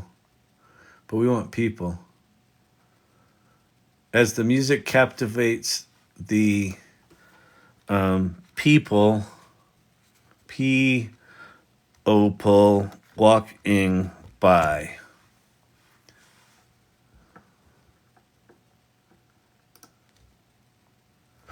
Down, down, down, down, down. Down, down, down, down, down.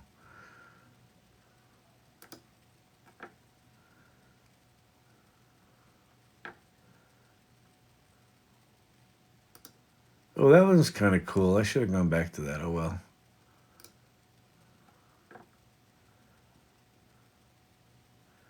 The evening glow. Let's see. Bathes the, let's do bustling Rio Street. Bustling Rio Street. We need more bustle. It's a boring fucking city. Why did KS Dillon stay here? This is like a Mall of America nightmare. Come on, people. It's got to be Rio. We want some life. All right, maybe the problem is the wide shot. Let's go with a medium shot. Down, down, down, down, down. Oh, that's good. All right, so let's do that. And then let's do, we'll do extreme camera movement. I don't know what scale means, but I'll fuck with it. Sound effects, let's go plus, we'll go street. Oops,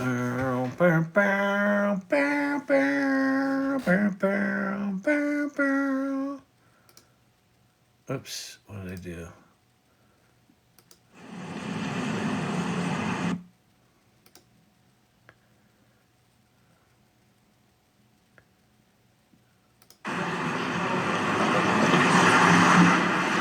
That's good. We'll generate that.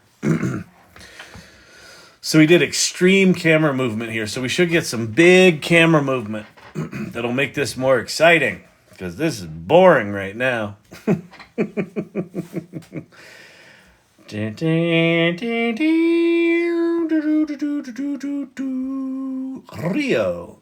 an upscale feature.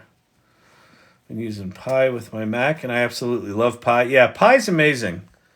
Pi's amazing. Ideogram is also working on updating the image editor so that subscription users have access to it. Nice. Copacabana, definitely not Rio. No, it's definitely not Rio. I think I might have to put Rio de Janeiro, you know.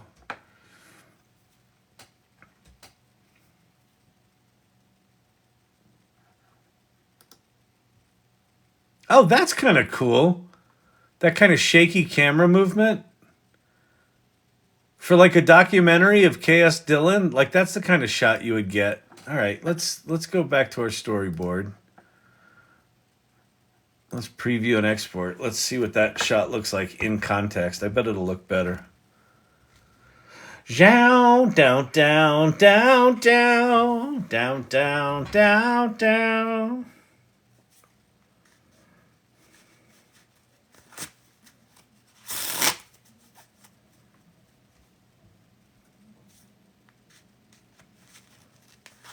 All right, here we go, people.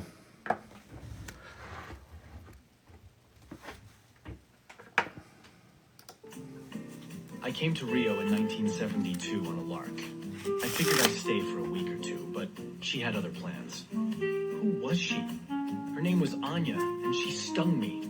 We didn't talk much, didn't need to. The vibrant streets of Rio became our stage, and our melodies... Yeah, that's kind of cool, right? As our love grew, I faced a choice. Like that edit from... Streets of Rio became our state. The vibrant let's go. I want to go. Hang on. Our melodies all right, calm down, people. Calm down, people. Let's go. Let's see.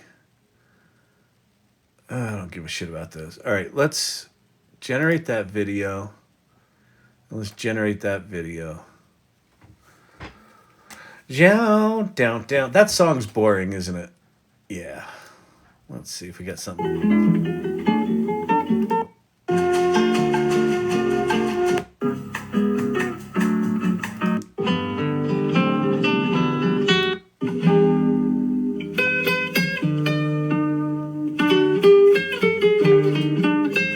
That's more interesting.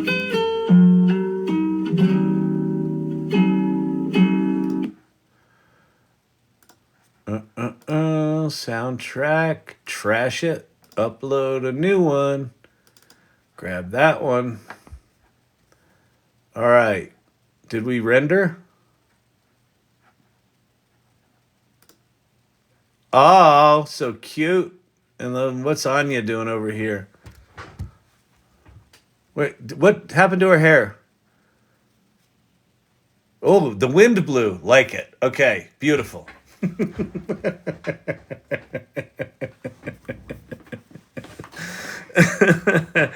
Yeah. This is cool shit, man. This is something. We can fix that. Exactly. Okay. Drang, dang, dang, dang. I came to Rio in 1972 on a lark. I figured I'd stay for a week or two, but she had other plans. Who was she? Her name was Anya, and she stung me. We didn't talk much, didn't need to. The vibrant streets of Rio became our stage, and our melodies echoed through the city. As our love grew, that's cool. Vibrant streets of Rio became our stage, and our melodies. Vibrant streets of Rio became our need to. The vibrant streets of Rio became our stage. See, I think rather than going to that shot, you got to go from, because they're saying the vibrant streets of Rio became our stage. That's not a bad line. You go from that shot to another shot of them like walking hand in hand or something like that. I don't know. We'll see. Anyway, all right, I'm gonna get out of here. That's LTX Studio. It's pretty slick for early stage software. It does not suck nearly as much as it could and should. And you know, again, I go, if this company can survive for a year, the underlying tools are going to get so much better, and so's like this tool's going to get more sophisticated. And then, but so then a really interesting thing starts to happen.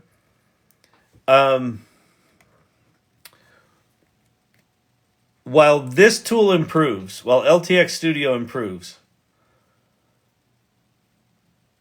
so too is Sora's going to come out, Runway's going to come out, and probably about the time, if you go a year from today, 12 months out, we're probably at the point where you could just say, make me a movie in Rio, Brazil, and this, you know, you basically just put the prompt into some ChatGPT-like thing, and it will squirt out the whole movie. Now, what you potentially lose there is any control, but you may not need the control, right? So the downside of something like LTX Studio is also its strength, right? Your ability to be anal retentive and fix all the shit and master all your shots. But we're probably going to have tools come along that you won't need to do that. So this the weird, like this, and you know, like that needs to be a consideration for people. Like if you're thinking about starting a company, you got an idea for something, don't assume that whatever the limitations are today are going to be there a year from now, which is kind of fucked up. Like, where do you start? What do you do? I don't know. There's not a good answer for it. All right. Please follow the channel, subscribe to the lives, pick up the video series there if you want to support the channel. Keep coming back to these. Night after night I'm here. Come back. We'll show shit like this. I should be getting the rabbit, I'm guessing, in the next week or so. So I'll definitely do the unboxing live. And we'll play. Like, From what I can see, it's not horrible. Like, it doesn't suck. You can make Midjourney images with it.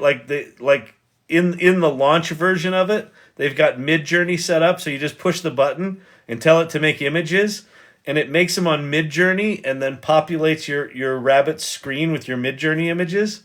That's pretty slick. So we'll see. All right. Thank you to my subscribers. Thank you, regulars. Thank you, mods. Yeah, good modding tonight. I appreciate, pulling stuff up as I was demoing, because whenever I'm demoing, I get completely lost in the comments. Otto, thank you very much. Becky Rue, welcome back. Glad you're on the mend, and you've got your sense of humor and wonder. That's awesome. Tamzy, good to see you. Alan, good to see you. Cosmic Lover, Joey. Angelique,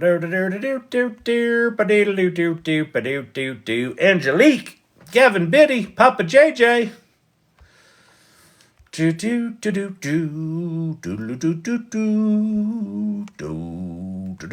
All right, I'm out of here. Have a good night. What day is today? Today is Thursday. Tomorrow's Friday night date night. I don't think I have anything going on, but if I do, I'll make a video. I got a busy day tomorrow, so I'm not going to be able to pay much attention to what the fuck's going on with AI, but hopefully something cool drops. We'll see. But all right, good talking to y'all. Hope you have a good night. Bye.